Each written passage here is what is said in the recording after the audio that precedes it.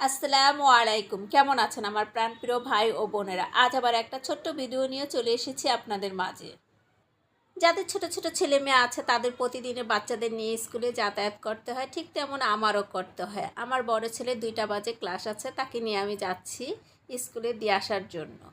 আর রাস্তায় চলতে গেলে অনেক কিছুই দেখা যায়। প্রথম যে দৃশ্যটা দেখলেন, একটা ছেলে রাস্তা দিয়ে হেঁটে যাচ্ছে। তাকে জিজ্ঞেস করলাম, বাবা তুমি কি এখন ঘুম থেকে উঠেছে? সে বলল, হ্যাঁ আন্টি। কুচকানা একটা শার্ট পরা, হাতে মোবাইল, হেলে দুলে হাঁটছে, বড় বড় চুল। তাকে দেখেই কেমন যেন লাগলো আমার, তাই তাকে জিজ্ঞেস করা। তারপরে রাস্তায় হাঁটছি, দেখলাম এক ধরনের সুন্দর খাঁচা, ব্যাট দিয়ে তৈরি করা। খাঁচা দুটো দেখতে আমার কাছে খুবই ভালো লাগে। এখানে কিন্তু 2টা না, অনেকগুলো খাঁচা আছে। তারপর আমি জিজ্ঞেস করলাম, এইগুলির মধ্যে কি রাখা হয়? সে বলল, এগুলির মধ্যে লাভবার্ড পাখি রাখা হয়। কারণ সাধারণত আমি দেখেছি লাভবার্ড পাখি রাখতে খাঁচার মধ্যে, এই ধরনের খাঁচা কখনো দেখিনি। তাই আমার খুবই আগ্রহ জাগলো খাঁচাগুলো দেখতে। তাই কাছে গিয়ে সুন্দর করে ঘুরে ঘুরে দেখছি। সুন্দর একটা, দেখেন আপনার, দরজাও আছে। এগুলো নাকি আগে থেকে অর্ডার দিতে হয়, তারপরে বাড়ি এসে পৌঁছে দিয়ে যায়। আমি অবশ্য আজই প্রথম দেখেছি। আমার মতো কে কে আজ প্রথম এই খাঁচাগুলো দেখেছেন কমেন্ট করে জানাতে ভুলবেন না। আর ভালো লাগলে আমরা সেই জিনিসগুলো ক্যামেরা বন্দি করি, তাই আমিও ক্যামেরা বন্দি করতে ভুল করিনি আজ। কারণ বেশিরভাগ সময় আমি মোবাইলটা বাসায় রেখে চলে যাই, তাড়াহুড়া করে মোবাইলটা নিতে আমার মনে থাকে না। আজ অবশ্য ভুলি নাই, তাই ক্যামেরা বন্দি করে নিয়েছি। আর এই মোবাইলটা রাখার জন্য বাসায় আমার মা, বোন এবং হাজব্যান্ডের প্রায় আমার বকা শুনতে হয়, কিন্তু তারপর আমি ভুলে যাই। কেন যে ভুলে যাই আমি নিজেও জানি না। ছেলেকে স্কুলে পৌঁছে দিয়ে বাসায় বেশ কিছুক্ষণ রেস্টে নিলাম। রেস্টে নেওয়ার পরে চলে গেলাম এক ফলের দোকানে, মা আর মেয়ে দুজনে মিলে কিছু ফল কেনার জন্য। সব কিছুর একটা সিজন থাকে, সেই সিজনে ফলের দামগুলো কম থাকে। এই সিজনে ফল খুব কমে পাওয়া যায়, দামটা কিন্তু বেশি যদিও পাওয়া যায়। আর ফলগুলো দেখেন কত সুন্দর করে সাজিয়ে রেখেছে, আমার কাছে খুবই ভালো লাগলো তাদের এই ধরনের সাজাগুলো দেখে। তারপর আমাদের পছন্দ মতো যেগুলো যেগুলো প্রয়োজন সেগুলো আমরা কিনে নিলাম ফল।